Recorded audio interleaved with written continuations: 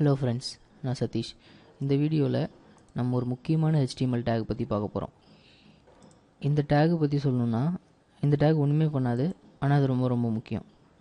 அது என்ன டேக் அப்படின்னா கமெண்ட் டேக். கமெண்ட் டேக் எப்படி இருக்குன்னா, லெஸ் தென் சைன், ஒரு எக்ஸ்க்ளமேஷன் மார்க், 2 ஹைஃபன், திரும்ப 2 ஹைஃபன், ஒரு கிரேட்டர் தென் சைன். இப்போது இதுக்கு நடுவில் நீங்கள் எது எழுதுனீங்கனாலும் அதுதான் கமெண்ட்.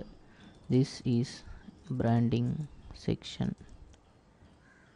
ஓகேங்களா? நான் நம்மளோட பழைய div.html ஃபைல் வச்சுருக்கேன். இப்போ இந்த கமெண்ட்னா என்ன அப்படின்னா, இந்த பார்ட் என்னது அப்படின்னு சொல்லி கமெண்ட் பண்ணுறது. கமெண்ட் எப்படின்னா, ப்ரௌசரில் இந்த கமெண்ட் டிஸ்பிளே ஆகாது. இதை நான் உங்களுக்கு ஓப்பன் பண்ணி காமிச்சிடுறேன். ரன் இன் ஃபயர்ஃபாக்ஸ்.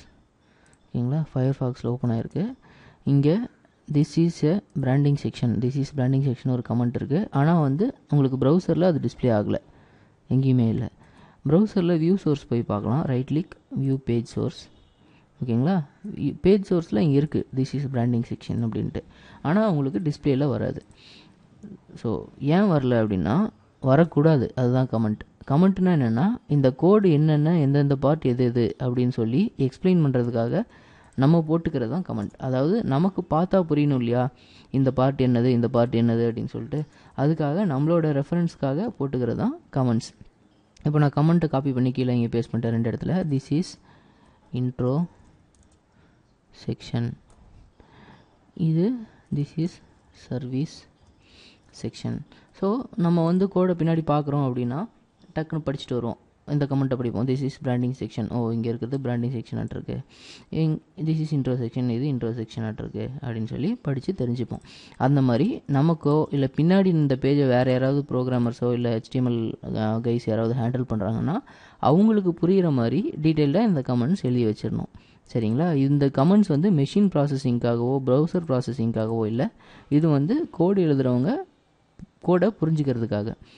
இந்த கமெண்ட்ஸ் ரொம்ப ரொம்ப முக்கியம். நீங்கள் எந்த HTML டாக்குமெண்ட் க்ரியேட் பண்ணிங்கனாலும் இல்லை வேறு எந்த ப்ரோக்ராமிங் லாங்குவேஜாக இருந்தாலும் அதில் நல்லா புரிகிற மாதிரி அந்த செக்ஷனை எக்ஸ்பிளைன் பண்ணி கமெண்ட்ஸ் போட்டு வச்சிட்டிங்கன்னா பின்னாடி வேறு ஒரு டெவலப்பரோ வேறு ஒருத்தவங்க உங்கள் ஃபைலை பார்க்கும்போது நீட்டாக இது என்னென்ன எந்தெந்த பார்ட் எது எதை மீன் பண்ணுது அப்படின்னு தெளிவாக புரிஞ்சுக்கிறதுக்கு அவங்களுக்கும் யூஸ் ஆகும். பின்னாடி நீங்களே உங்களோட பேஜை ஒரு 6 மாதம் கழிச்சு 8 மாதம் கழிச்சு ஓப்பன் பண்ணுறீங்கன்னா எல்லாமே உங்களுக்கு ஞாபகம் இருக்காது. நீங்கள் பேஜ் பண்ணும்போது ஓகே இது இப்படி தான் அப்படின்னு சொல்லி ஞாபகம் வச்சு பண்ணிடுவீங்க. ஆனால் பின்னாடி மறந்துடுவீங்க. அதை ஒரு 7-8 மாதம் கழிச்சு பார்க்கும்போது ஐயோ இது என்னது, அது என்னது, அது என்னது, ஐயோ இது எதுக்கு பண்ணோம் அப்படின்னு சொல்லி ஒன்றும் புரியாது.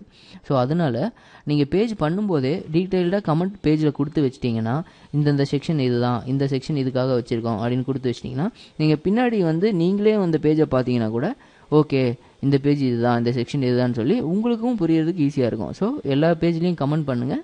கமெண்ட் ரொம்ப முக்கியம். கமெண்ட்டோட ஸ்ட்ரக்சர் இதுதான்.